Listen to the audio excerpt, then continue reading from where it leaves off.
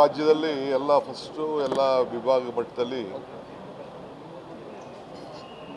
ಈ BJP ಸರ್ಕಾರದಿಂದ ಯಾವ ರೀತಿ ಬೆಲೆ ಏರಿಕೆ ಆಗಿ ಜನಕ್ಕೆ ತೊಂದರೆ ಆಗ್ತಾ ಇದೆ ಅನ್ನೋ ಒಂದು ವಿಚಾರಕ್ಕೆ ನಾವು ಪ್ರತಿಭಟನೆಯನ್ನು ಮಾಡಿಕೊಂಡು ಬರ್ತಾ ಇದ್ದೇವೆ. ಬೆಂಗಳೂರಲ್ಲಾಯಿತು, ಮಂಗಳೂರಲ್ಲಾಯಿತು, ಹುಬ್ಳಿ ಧಾರವಾಡಲ್ಲಿ 1ನೇ ತಾರೀಕಿದೆ, ಇವತ್ತು ಬೆಳಗಾಂನಲ್ಲಿದೆ. ಸಂವಿಧಾನದ ರಕ್ಷಣೆ ಮಾಡಲಿಕ್ಕೆ ಮತ್ತು ಈ ಬೆಲೆ ಏರಿಕೆ ವಿರುದ್ಧವಾಗಿ ನಾವು ಹೋರಾಟವನ್ನು ಮಾಡ್ತಾ ಇದ್ದೇವೆ. ಕೇಂದ್ರ ಸರ್ಕಾರ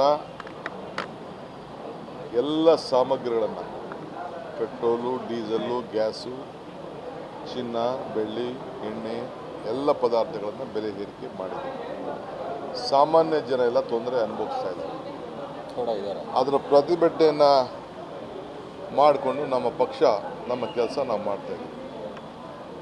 ಇವತ್ತು ಮೊದಲನೇ ಬಾರಿಗೆ BJPಯವರು ಒಂದು 4 ಜನ ಕಾರ್ಯಕರ್ತರನ್ನ ಕಳಿಸಿ, ಒಬ್ಬರು ಪಕ್ಷದ ಕಾರ್ಪೊರೇಟ್ರು, ಬ್ಲಾಕ್ ಅಧ್ಯಕ್ಷರು ಏನಂತ ಗೊತ್ತಿಲ್ಲ, ಅದಕ್ಕೆ ಕಳಿಸಿಸ್ಬಿಟ್ಟು ನಮ್ಮ ಪ್ರತಿಭಟನೆ ಕಾರ್ಡ್ ಇಟ್ಕೊಂಡು ಒಳಗಡೆ ಬಂದು ಕಬ್ಬಾಟ ಪ್ರದರ್ಶನ ಮಾಡಿ ಒಂದು ಕೂಗನ್ನು ಕರೆದು ಒಂದು ಗದ್ದಲ ಎಬ್ಬಿಸೋಕ್ಕೆ ಪ್ರಯತ್ನ ಮಾಡಿದ್ದಾರೆ.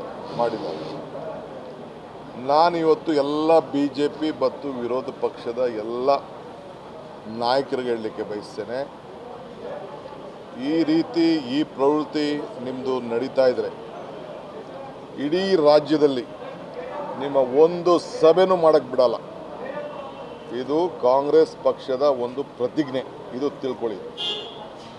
No point of time will not allow a single programme of the opposition party to be done in Karnataka if this attitude continues. ಇವತ್ತು ನಮ್ಮ ಕಾರ್ಯಕರ್ತಕ್ಕೆ ನಾನು ಒಂದು ಕೂಗನ್ನು, ಸಂದೇಶವನ್ನು ಕೊಡಬೇಕಾಗ್ತದೆ. ನೀವು ಹೋಗಿ ನಿಮ್ಮಿಂದ ಬೆಲೆ ಏರಿಕೆ ಆಗಿದ್ದು ಇದಕ್ಕೆ ಫಸ್ಟ್ ಉತ್ತರ ಕೊಡಿ.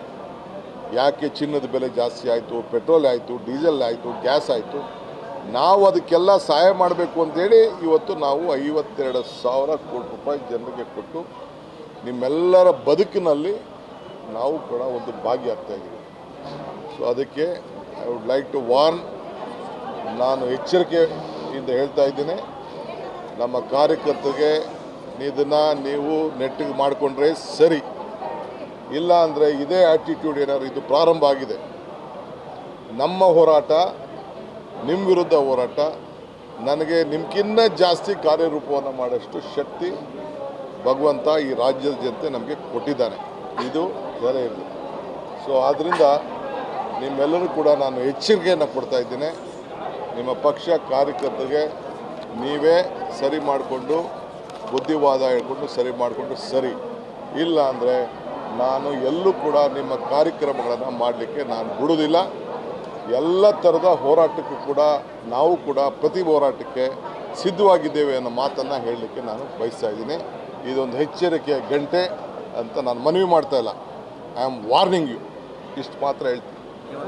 Any question you are welcome to ask. Such incidents are happening because Muslims are suppressed in